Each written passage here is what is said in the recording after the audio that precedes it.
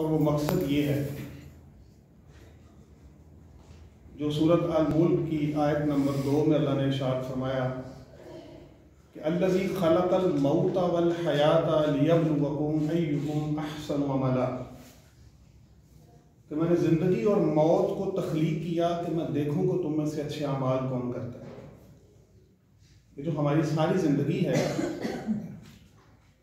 یہ زندگی اللہ کی طرف سے دی گئی ایک امانت ہے۔ سمجھنے کے لیے اتنا کافی ہے کہ نہ تو ہم اپنی مرضی سے دنیا میں آئے، نہ ہم اپنی مرضی سے جائیں گے، اور ایک غلط فہمی یہ کہ جو درمیان والا عرصہ ہے وہ ہم اپنی مرضی سے گزار لیں، اس سے زیادہ بڑے خسارے والی بات انسانیت کے لیے ہو نہیں سکتی۔ اور پھر ایسا نہیں کہ ہمیں دنیا میں بھیجا تو ہمیں کوئی منشور نہیں دیا، ہمیں کوئی اسلوب نہیں دیا، ہمیں کوئی ضابطہ نہیں دیا، بلکہ نبی پاک صلی اللہ علیہ وآلہ وسلم کی ذات اقدس کے حوالے سے ہمارے پاس ایک کامل ترین نمونہ موجود ہے۔ سورۃ احزاب کی آیت نمبر 21 میں اللہ نے ارشاد فرمایا لَقَدْ كَانَ لَكُمْ فِي رَسُولِ اللَّهِ أُسْوَةٌ حَسَنَةٌ لِمَنْ كَانَ يَرْجُو اللَّهَ وَالْيَوْمَ الْآخِرَ وَذَكَرَ اللَّهَ كَثِيرًا۔ فرمایا کہ بے شک نبی پاک صلی اللہ علیہ وآلہ وسلم کی ذات اقدس میں تمہارے لیے کامل ترین نمونہ رکھ دیا، لیکن ساتھ یہ فرمایا کہ کن لوگوں کے لیے؟ وہ لوگ جو اللہ سے ملاقات پر اور یوم آخرت پر یقین رکھتے ہیں، اور وہ جو اللہ کو خوب یاد کرتے ہیں۔ ہم اکثر و بیشتر یہ آیت مبارکہ پڑھتے ہیں لیکن آدھی پڑھتے ہیں کہ نبی پاک صلی اللہ علیہ وسلم کی ذات اقدس میں ہمارے لیے کامل ترین نمونہ ہے، لیکن کن لوگوں کے لیے ہے؟ وہ لوگ جو آخرت پر یقین رکھتے ہیں، جو اللہ سے ملاقات پر یقین رکھتے ہیں۔ اس کا مطلب دوسرے لوگوں کے لیے نہیں ہے۔ جیسے اللہ نے شروع میں قرآن میں ارشاد فرمایا الف لام میم ذالک الکتاب لا ریب فیہ ھدی للمتقین، کہ بے شک یہ وہ کتاب ہے جس میں کوئی ریب نہیں ہے۔ اس کا ہم عام جو مطلب ترجمہ لے لیتے ہیں وہ ہے شک، لیکن عربی میں ریب ایک چنٹ کو کہتے ہیں، جس کو انگلش میں رنکل بولتے ہیں۔ ذرا سی سلائٹ ٹیڑھی ہو جائے نا تو اس کو ریب کہتے ہیں، شک تو بڑی دور کی بات ہے۔ لیکن فرمایا ھدی للمتقین، یہ ہدایت ہے متقیوں کے لیے، ھدی للعالمین نہیں فرمایا۔ یہ نہیں کہا سب کے لیے ہدایت ہے، ہدایت ہے متقیوں کے لیے۔ اور اس متقی کی تعریف جا کر سورۃ الحجرات میں اللہ تعالیٰ نے ارشاد فرمائی آیت نمبر 2 اور 3 میں فرمایا یا ایھا الذین آمنوا لا ترفعوا اصواتکم فوق صوت النبی ولا تجہروا له بالقول کجہر بعضکم لبعض ان تحبط اعمالکم وانتم لا تشعرون۔ فرمایا کہ اے ایمان والو، نبی پاک صلی اللہ علیہ وآلہ وسلم کے سامنے اپنی آوازوں کو پست رکھنا، آواز بلند مت کرنا۔ لا ترفعوا اصواتکم فوق صوت النبی ولا تجہروا له بالقول کجہر بعضکم لبعض، کہ ایسے جیسے بعض بعضوں کے ساتھ تم گفتگو کر لیتے ہو، اس بارگاہ اقدس میں ایسے گفتگو نہیں کرنی۔ اور اگر کیا تو کیا ہوگا؟ ان تحبط اعمالکم، تیرے سارے اعمال میں غارت کر دوں گا، وانتم لا تشعرون، اور تمہیں اس بات کا شعور بھی نہیں ہوگا۔ پھر آگے فرمایا کہ ان الذین یغضون اصواتهم عند رسول اللہ اولئک الذین امتحن قلوبهم للتقوی لهم مغفرۃ واجر عظیم۔ اور وہ لوگ جو اپنی آوازوں کو پست رکھتے ہیں، اللہ نے ان کے دلوں کو چن لیا ہے تقوی کے لیے۔ وہ جو تقوی جو قرآن جن متقیوں کو ہدایت دے رہا ہے، وہ تقوی ہمیں بارگاہ مصطفیٰ صلی اللہ علیہ وسلم کے ادب سے حاصل ہوتا ہے۔ آوازیں پست کرنے کا مطلب یہی ہے کہ آپ صلی اللہ علیہ وسلم کے حکم کے آگے پھر کسی کا حکم نہیں ہے، آقا کریم صلی اللہ علیہ وآلہ وسلم کی بات سے آگے کسی کی بات نہیں ہے، آپ کی سنت سے زیادہ عزیز پھر ہمیں کوئی اور چیز نہیں ہونی چاہیے۔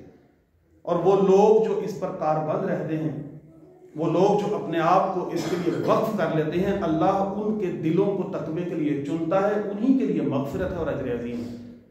تو نبی کریم صلی اللہ علیہ وسلم کی ذات اقدس ہمارے لیے کامل ترین نمونہ ہے۔ اب دو چیزیں ہمارے سامنے، ایک ہے آقا کریم صلی اللہ علیہ وآلہ وسلم کی صورت پاک، اور ایک ہے آپ صلی اللہ علیہ وسلم کی سیرت طیبہ۔ اگر ہم صورت کی بات کریں تو بعض دفعہ ہمارے ذہن میں یہ خیال آتا ہے کہ حضرت یوسف علیہ السلام کا تو حسن اتنا تھا کہ مصر کی خواتین نے اپنی ساری انگلیاں کاٹ لیں، یہ بات بھی بڑی غور طلب ہے اور سوچنے والی ہے. اگر انسان کسی سٹانس میں ہو، اگر انسان کسی چیز میں بہت کھو گیا ہو تو اسے ذرا سی تکلیف ہو تو وہ واپس اپنے سینسز میں آ جاتا ہے. لیکن یہاں صرف چوٹ لگنے کی بات نہیں ہے، صرف کٹ لگنے کی بات نہیں ہے، پوری کی پوری انگلی نہیں، ساری انگلیاں کٹ گئیں اور ابھی تک وہ حسن یوسف سے باہر نہیں آ رہی. تو یہ تو حضرت یوسف علیہ السلام کا حسن ہے. نبی کریم صلی اللہ علیہ وآلہ وسلم نے ارشاد فرمایا کہ میرے بھائی یوسف کو مجھ سے آدھا حسن ملا ہے. میرے بھائی یوسف کو مجھ سے آدھا حسن ملا ہے. ان کو حسن صباحت ملا تھا، مجھے حسن ملاحت ملا.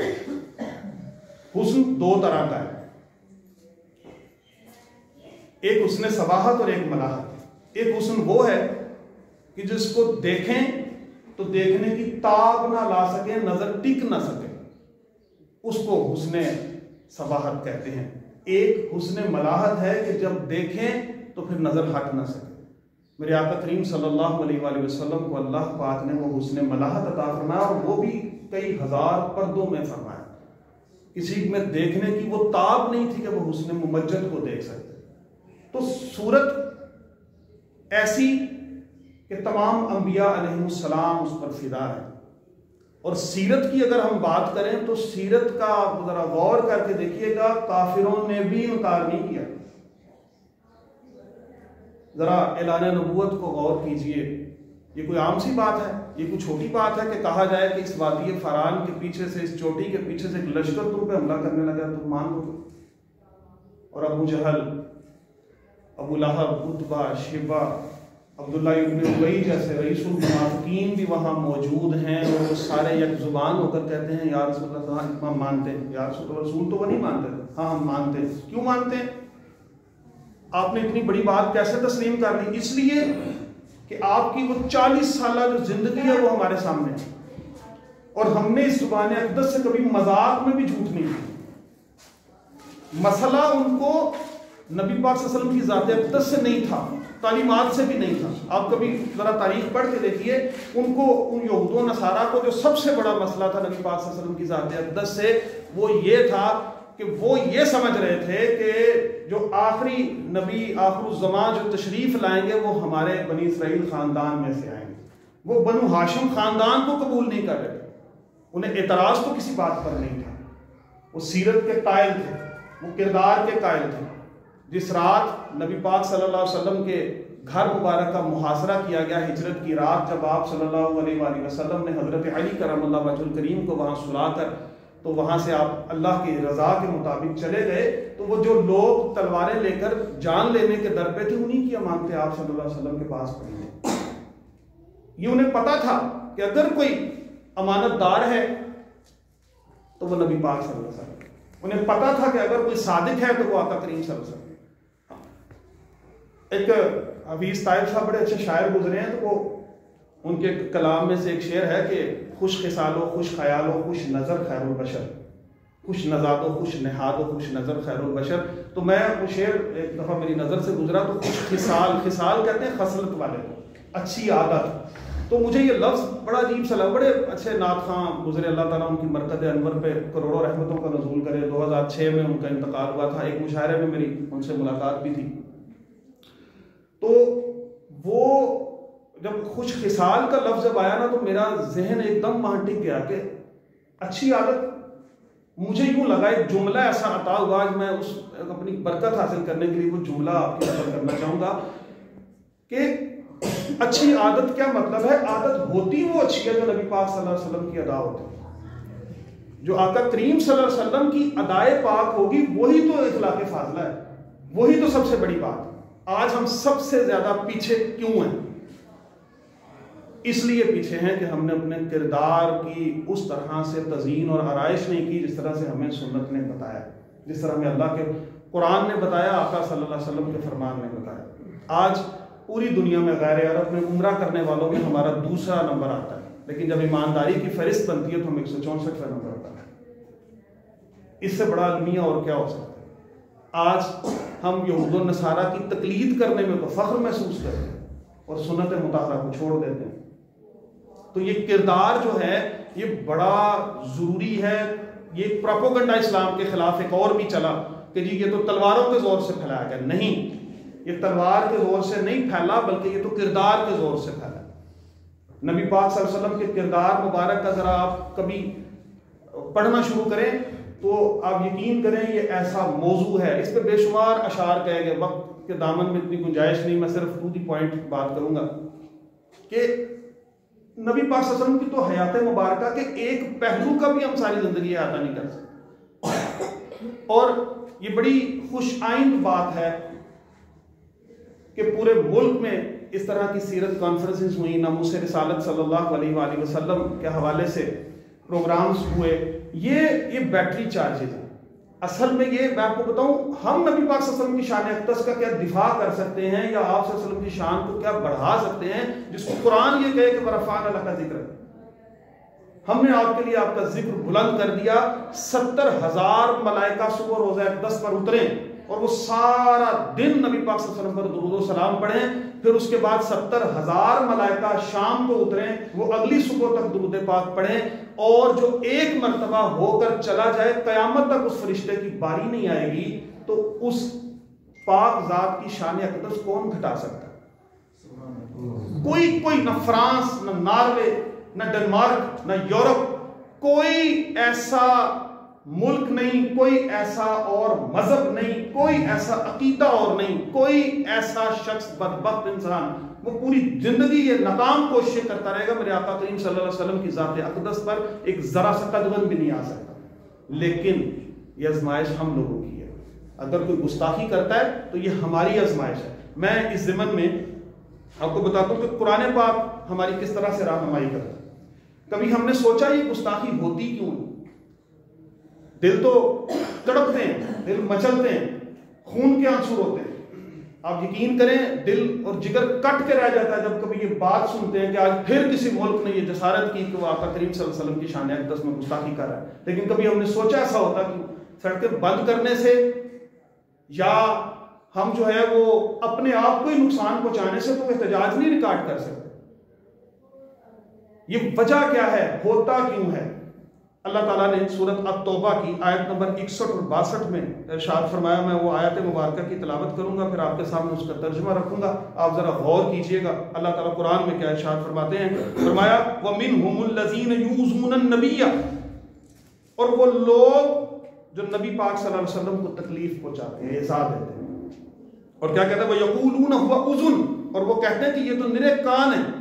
یعنی ہم تو خفیہ میٹنگ کرتے ہیں اندر بیٹھ کر، ہم تو پراپوگنڈا کرتے ہیں اندر بیٹھ کے کہ اب کس طرح نقصان پہنچانا ہے. لیکن آپ صلی اللہ علیہ وسلم کو خبر ہو جاتی ہے. آپ صلی اللہ علیہ وآلہ وسلم کو سب پتہ چل جاتا ہے. حضرت حذیفہ یمانی رازدار رسول صلی اللہ علیہ وسلم سب منافقوں کے نام تک آپ نے گنوا دیے، بتا دیے، مصلحتاً اس کو ساروں کے سامنے پیش نہیں کی. تو آپ تو نرے کان ہیں، آپ کو تو سب پتہ چل جاتا ہے.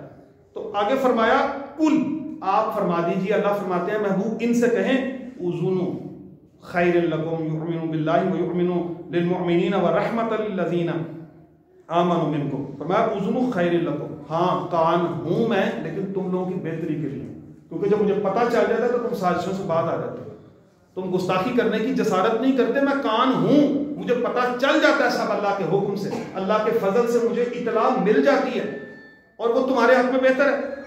اور مسلمانوں کی جو بات کریں تو مسلمانوں کے واسطے تو آپ نرے رحمت ہیں. اور آگے فرمایا کہ والذین یعظون رسول اللہ، اور وہ لوگ جو رسول اللہ صلی اللہ علیہ وسلم کو ایذا دیتے ہیں، لہم عذاب علیم، ان کے لیے دردناک عذاب ہے. یہ تو اللہ تعالیٰ نے ارشاد فرما دیا کہ محبوب ان سے کہہ دیں، یہ تکلیف دینے والا جو طبقہ ہے نا، تکلیف یہ آج کی بات نہیں ہے. گستاخی تو اسی دن ہو گئی جب نبی پاک صلی اللہ علیہ وسلم فرمایا رسول اللہ علیکم، میں تمہاری طرف اللہ کا رسول بن کر آیا، اور وہ نہیں مانے. تو گستاخی تو اسی وقت بھی ہوگی جب انہوں نے نافرمانی کر دی. گستاخیوں کا سلسلہ چلتا چلا آ رہا ہے، رکتی کب ہے اور کیسے رکتی ہے؟ آج ہم نے اس پہ بات کر لی، اس کو روکا کیسے جا سکتا؟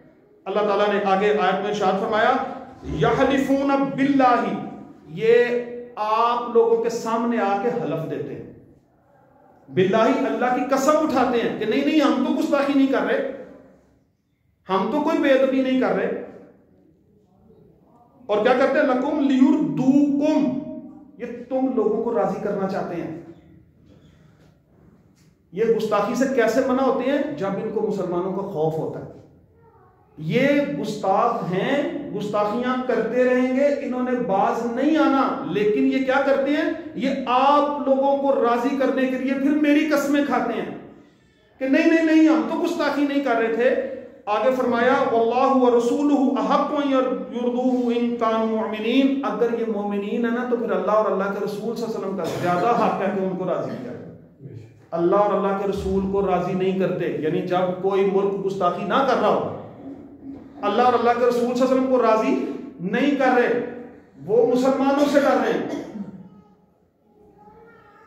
ایک عبداللہ ابن ابی نے ایک دفعہ یہ فرمایا نبی پاک صلی اللہ علیہ وسلم کی سواری کے بارے میں، فرمایا کہ یہ پیچھے کرو ذرا سواری کا منہ، مجھے تو اس سے بدبو آ رہی ہے. عبداللہ ابن رواح رضی اللہ تعالیٰ عنہ کی تلوار نکل آئی، اور جب آپ نے گھور کے اس کو دیکھا تو وہ ایک دم سے ٹھٹر گیا اور سہم گیا اور ڈرنا شروع ہو گیا. جب تک مسلمان متحد تھے، مسلمان طاقتور تھے، مسلمان میں کردار کی پختگی تھی، ان کی جرت نہیں کہ یہ گستاخی کر سکے. آج ہم ساری دنیا میں اگر پسماندہ ہیں، ساری دنیا میں اگر ہم مار کھا رہے ہیں تو صرف اس وجہ سے کہ ہم نے نبی پاک صلی اللہ علیہ وسلم کی سیرت اقدس کو چھوڑ دیا.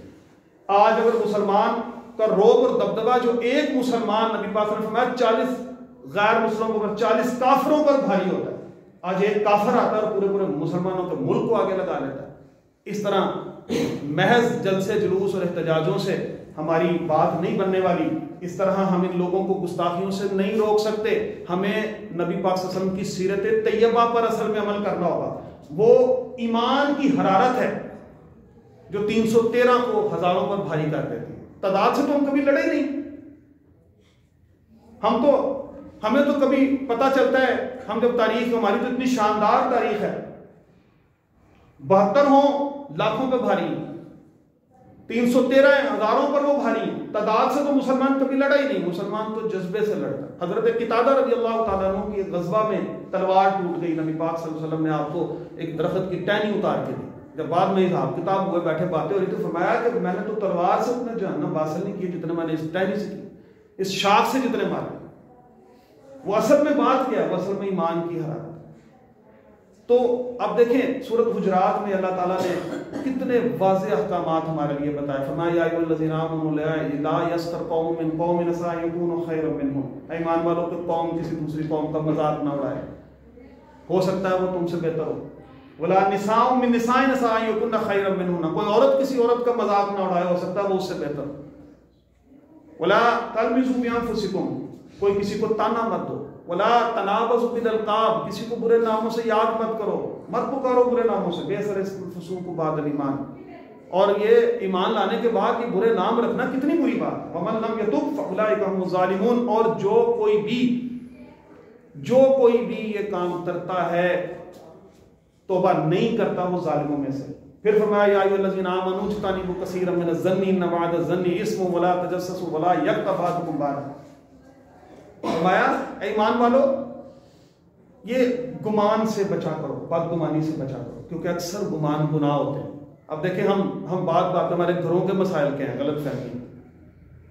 غلط فہمی نے باتوں کو یوں ہی بڑھا ڈالا، ورنہ کہا کچھ تھا، وہ کچھ سمجھا، مجھے کچھ اور کہنا تھا. ہم بات ہی نہیں سمجھتے بات ہو کیا رہی، بات ہم کر کے رہے. ہم کسی دوسرے کو اپنے اینگل سے سمجھتے ہی نہیں ہیں.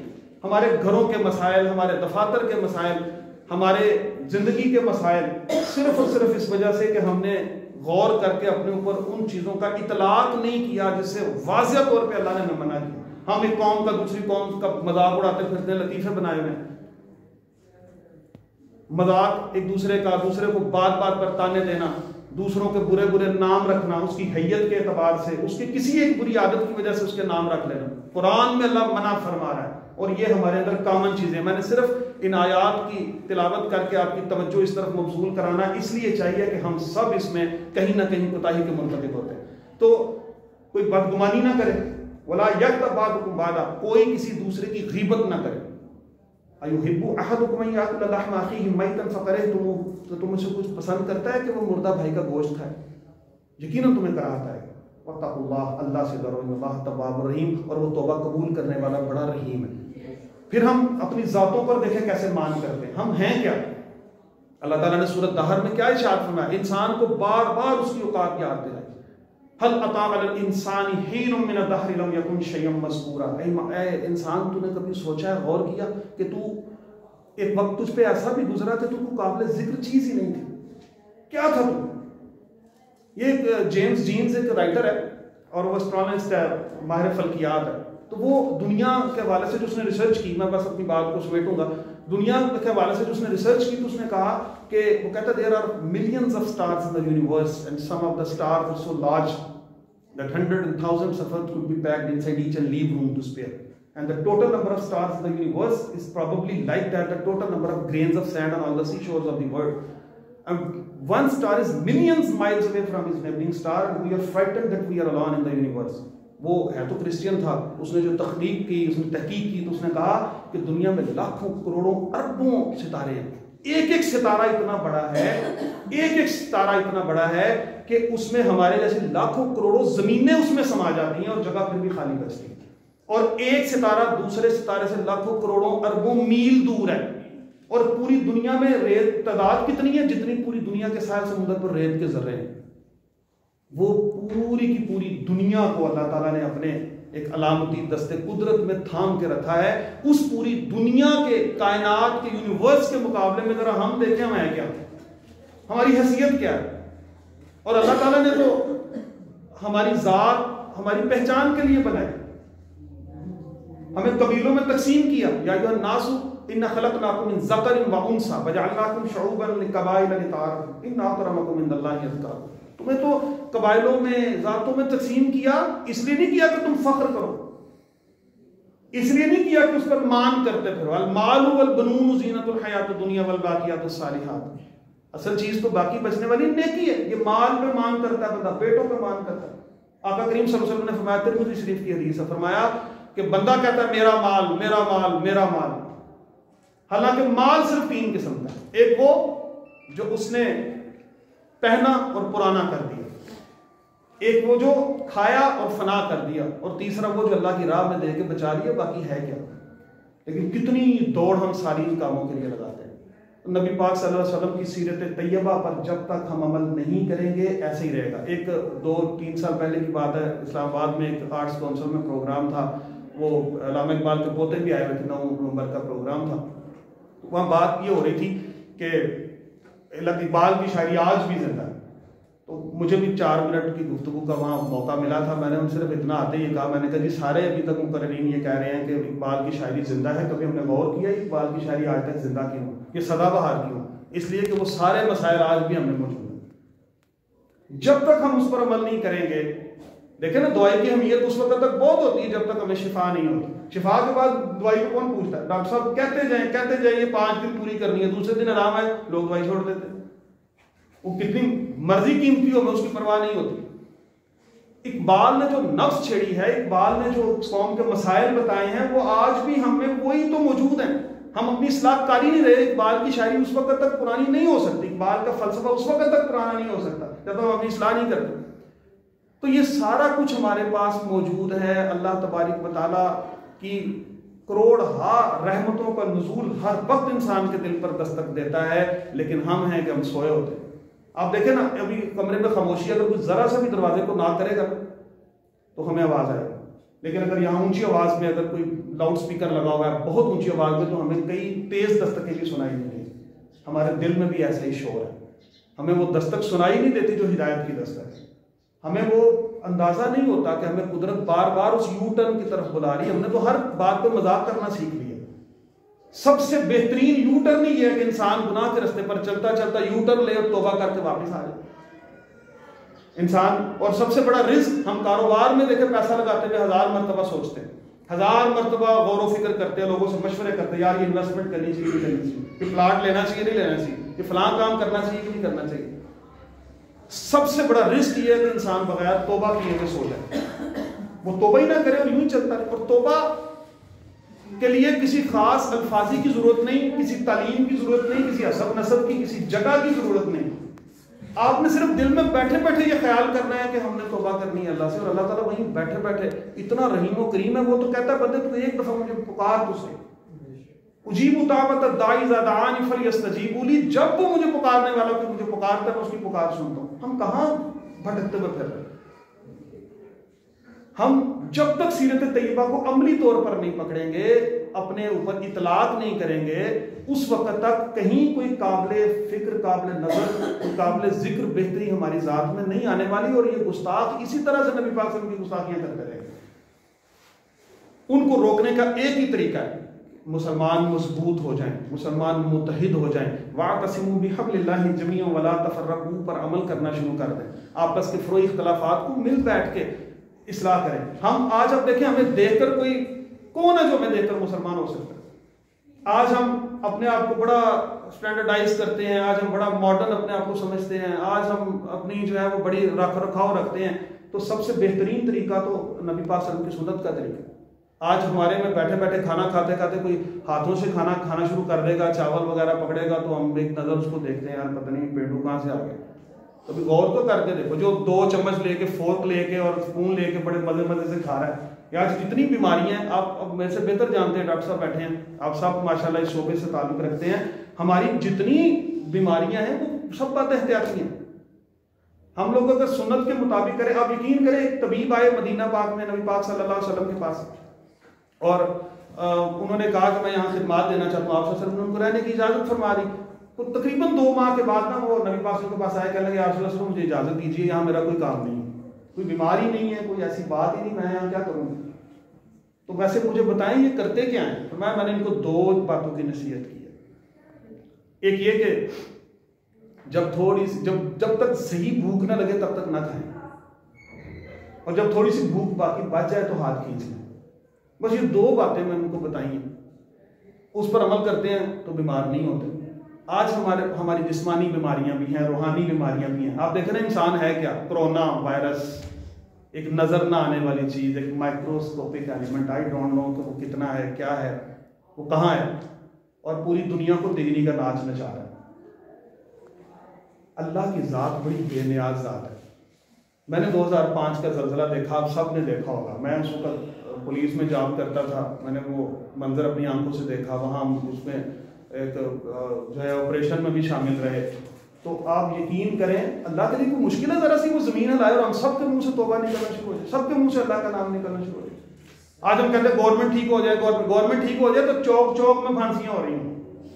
ہر آدھا پاکستانوں کے ہاتھ کٹے ہوئے ہوں، حد جاری ہوئی ہو، کوئی وہاں کوڑے لگ رہے ہیں، کوئی ادھر پھانسیاں ہو رہی ہیں. کہ ہم صرف اپنی ذمہ داری یہ کہہ کے پوری کر دیتے ہیں جی گورنمنٹ ٹھیک ہو جائے گی تو ہم بھی ٹھیک ہو جائیں گے. گورنمنٹ ٹھیک ہو گئی تو اس کا مطلب کبھی غور کر کے سمجھے تو صحیح ہمارا حال کیا ہو. حدیں جاری ہوں، ہر ایک شخص کو کسی نہ کسی جرم میں پکڑا جائے اور سزائیں بھگت رہا ہو. شکر نہیں کرتے اللہ نے ہمارا پردہ رکھا، شکر نہیں کرتے کہ اللہ تعالیٰ نے ہمیں اتنی سارے عیوب کے باوجود ہمیں پھر معزز بنا کے رکھا. ہمیں اپنا آپ ٹھیک کرنا ہے. اوپر سے اگر ٹھیک ہونے کی باری آ گئی پھر تو اللہ کے لیے تو مشکل ہی کوئی نہیں کہ وہ سارے ایک دم سے ٹھیک کر دیں. تو اللہ تعالیٰ سے دعا ہے اللہ تبارک و تعالیٰ ہمیں آقا کریم صلی اللہ علیہ وسلم کی صحیح سچی اور سچی محبت عطا فرمائے. غلامی رسول میں موت بھی قبول ہے تو موت تو نہ بھی قبول کر، اللہ نے تجھے دے دینی ہے. کلو من علیہا فان ویبقا وجہ ربک ذو الجلال والاکرام. بچنا اللہ کی ذات نے ہے. سب زیرو جتنے بھی ہیں، کل نفس ذائقۃ الموت. غلامی رسول میں موت بھی قبول ہے قبول. یار وہ تو تم نے کرنی ہے، تم نہ کر کے دیکھ لو. لیکن غلامی رسول میں نماز، آپ یقین کریں کبھی یہ نعرہ لگے تو ذرا چہرے دیکھنے والا ہوتا ہے. اللہ کو کون کون مانتا ہے؟ بغیر سوچے سمجھے ہاتھ کھڑے کریں گے ہم اللہ کو مانتے ہیں. پھر دوسرا سوال کریں اللہ کی کون کون مانتا ہے؟